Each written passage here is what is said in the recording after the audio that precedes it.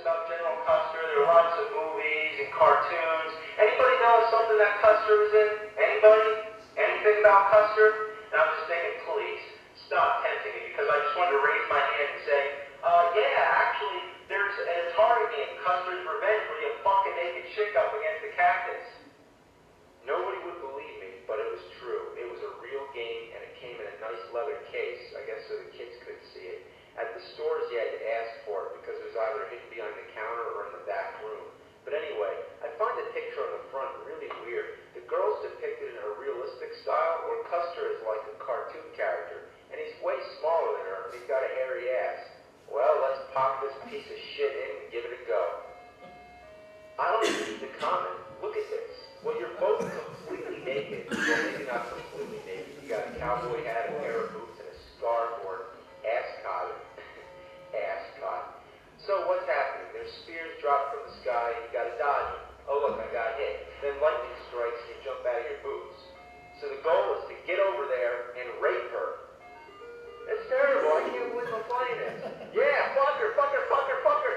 That's how you score in this game. That's funny, right? Well, it's funny for about 2 minutes, then it gets boring. All you do is bang the chick, dodge the spears. Bang the chick, dodge the spears. You know, you gotta give this guy credit. He's under attack, and he still has the nerve to go over and screw this woman against the cactus. I think it's a cactus. With Atari, you really can't tell.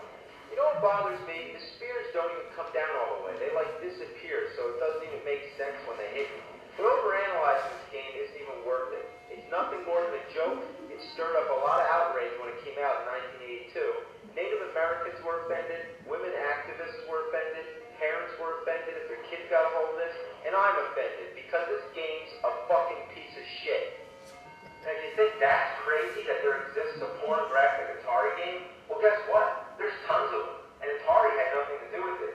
See, today this would never be allowed, but back then, anybody could make a game for the Atari 2600 and sell it. So, you want to see more? You sick bastards. Alright, what kind of surprise do we have in here? Beat 'em and eat 'em. A girl licking an ice cream cone. But what the fuck's the title about? It doesn't sound pornographic. It sounds violent, like you beat somebody up and eat 'em. Oh, I get it. Beat 'em and eat 'em.